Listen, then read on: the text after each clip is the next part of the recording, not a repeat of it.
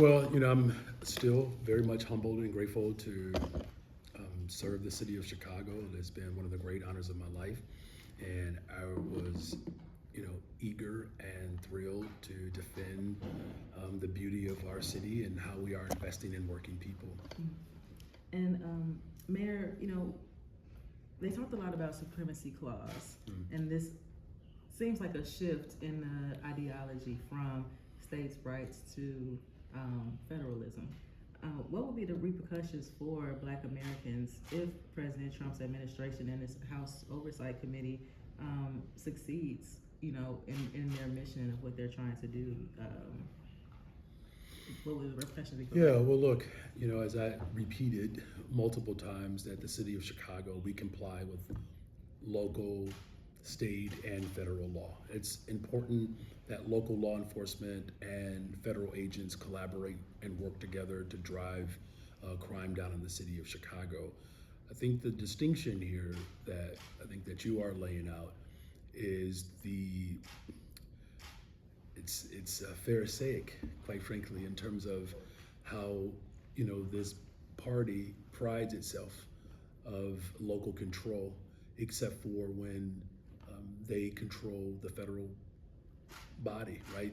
The House, the Senate, the judicial branch, the executive branch. That's why it's incumbent upon us in Chicago and cities like Chicago to continue to drive down on our collective efforts to ensure that our investments go right to our people, because there is a real threat, to your question, with the type of concentration of power at the federal level. Our education system is threatened, our Department of Justice, environment, housing, all of the investments that I've made since I've been mayor, all of those investments are threatened when you have such animus at the federal level. Mm-hmm.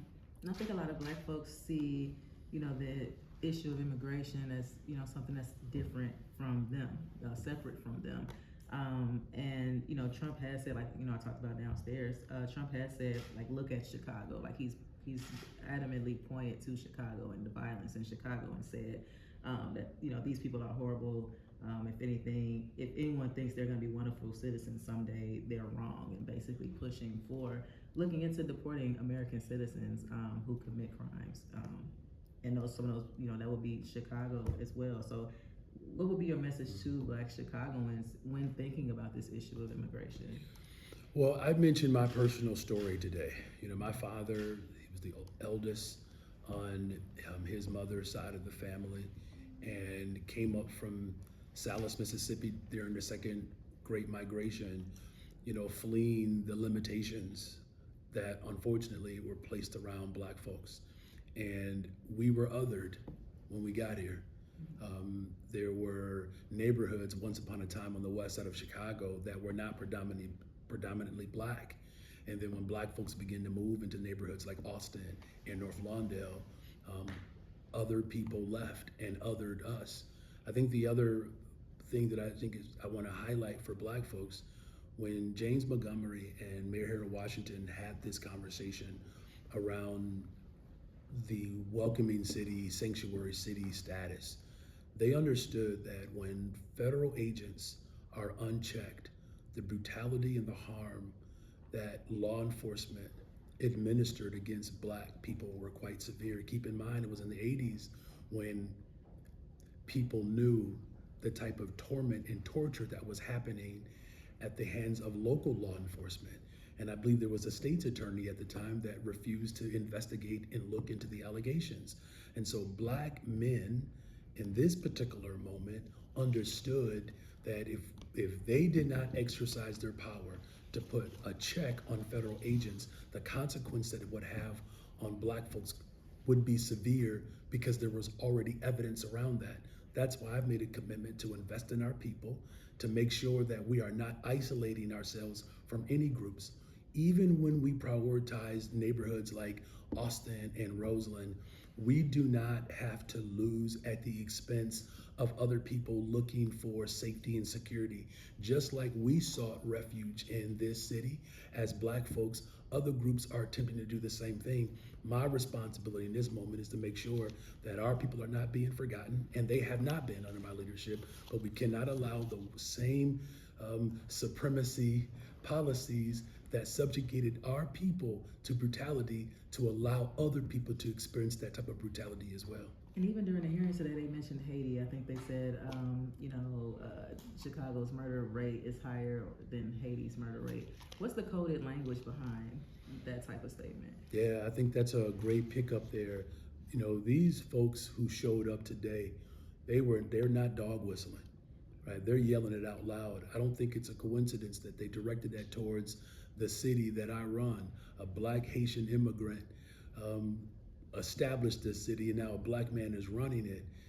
It further demonstrates how the iniquitous form of governance that they are committed to administering is detrimental to our existence. And that's why I had to remind people today repeatedly that under my leadership, the city of Chicago is safer. Violent crime in Chicago continues to fall under my administration, and I believe it has a lot to do with the fact that we are investing in our people, particularly on the west and south sides of Chicago. And Mayor, I know today was a hearing for mayors, but what are the systems that all collaborated together in order to care for migrants? And we can talk about Chicago, or we can talk about the state of Illinois. Well, it's a great question. Look, I know it was asked a couple of times, the percentage or the amount. I gave the percentage on purpose. Over the 4 years of this mission, about 1% of the overall budget was dedicated towards responding to this mission. And we have spent 20 times that amount of new investments on our people. But the 1% is the same number that the state of Texas spent to bus people to cities across America. It shows the hypocrisy again. It's a pharisaical party right now because they constantly live in these inaccuracies and these hypocrisies. And so look, did we respond to the mission with care? Absolutely. Women and children were being bused to the city of Chicago and dropped off the floors of police districts. That made us less safe. I made sure that those families got off the floors in police districts so that our law enforcement can actually show up to work without having to step over individuals. We responded to this mission. There was no plan. There was no vision. I responded to this mission. We actually were able to operationalize this mission, and now we have a one system initiative, a shelter structure that we've established that has created beds for the traditionally unhoused Chicagoans. When people call 311 seeking housing, particularly families, there's not one family that is on a waiting list right now because we have beds that we've established as a result of this mission. So we took this crisis, operationalized it, turned it into a system so that our people, Black folks in particular, could benefit from it. And are you able to say, as I mean, you said 1% over 4 years, I saw WTCW give a number of $268 million from the city from 2022 to 2024. Are you able to say, what the 1% is? I know some critics are just. Yeah, so again, that number, I think I might have mentioned it earlier as well. So over 3 years, the number for the city of Chicago is less than $300 million. There's a number that I think people fluctuate a little bit to about $280 million, but it was less than $300 million. And that simply went into making sure that there was food and some shelter for these families who quite frankly, many of them have transitioned out of the city of Chicago. Governor Abbott spent about $1,800 for an asylum seeker to send them throughout this country.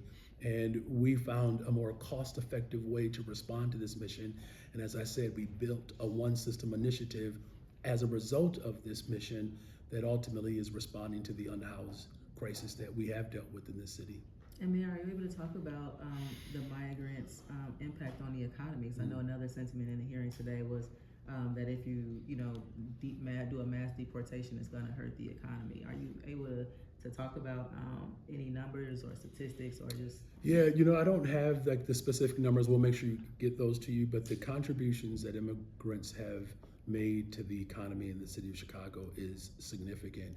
When you think about neighborhoods like the Ukrainian Village, right? 30,000 Ukrainian asylum seekers are in Chicago. No one in this committee, no one in the city of Chicago brings that up. No one talks about the 30,000 Ukrainians that receive hundreds of millions of dollars of federal aid for them to relocate in our city. I'm not even saying that was the wrong thing to do. I'm just simply saying, or I'm asking, what was the difference between Ukrainian asylum seekers and Venezuelan asylum seekers? But we have communities like Humble Park, obviously Little Village, Gage Park, back of the yards, a number of neighborhoods where immigrants have contributed significantly to the overall vibrancy of our city. And following the hearing, I think it was Representative LaHood who was in the halls talking about a poll referencing your approval rating. The same poll was released by Urban Center and I believe M3 Strategies, and Urban Center has ties to your political opponent, Paul Vallis. What would you say to your political detractors who are using this moment to discuss your approval rating in Chicago? It is evident and it's clear that those who ran this city into the ground want to take this seat back, right? This is about Black political leadership in this moment. We have a Black vice mayor. We have multiple deputy mayors that are Black, multiple chairs of committees that are Black. It's not a coincidence, of course, that the Trump administration is going after the public sector as well, where we know overwhelmingly Black folks make up these spaces. I've invested in this city, and the detractors are dead set on keeping our people away from information and access to the investments that I've made. Now, here's the good news. They only have so much time.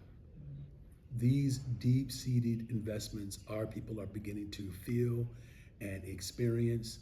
Many folks that I speak to across this city, when I talk to them about what's happening, you see the look of shock and dismay and even frustration. There has been a concerted effort to keep our people away from information that benefits our people.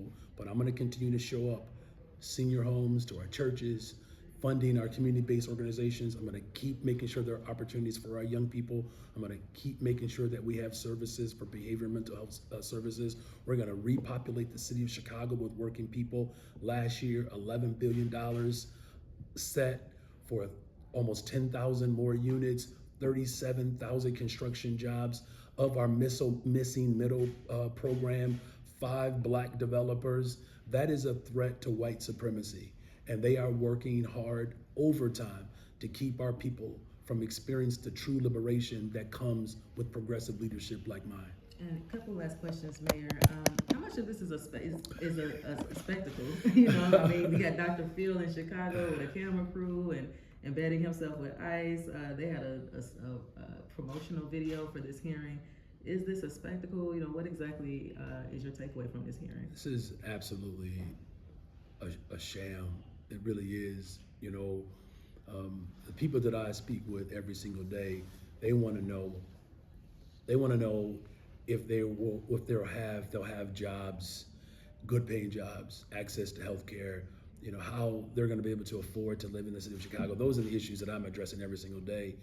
And the theater that this administration is trying to create won't do anything to solve the day-to-day challenges that mayors like me across this country have to deal with and that we are dealing with. My encouragement to our people is to seek out the information, connect with my administration. You know, we put another $100 million into violence prevention.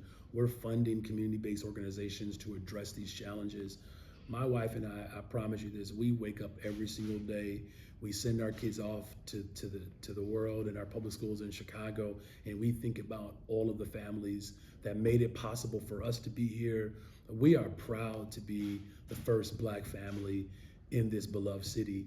And what I want for my family, that's what I want for every single family in this city. Awesome. And last question, Mayor. In your opening remarks, you referenced the gourd that we follow. You caught that, huh? Yeah, can you talk about that? I think you know what I'm getting at, right? I mean, look, our pathway for Black folks for liberation in this city, in this country, we've always had to press ourselves, push ourselves through some of the most dangerous terrain.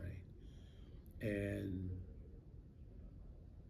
as a people, we are better off today because we have pressed our way through terrain, wicked terrain, rough, you know, trails as we have worked hard to experience the fullness of this democracy and have helped this democracy evolve into what it is today.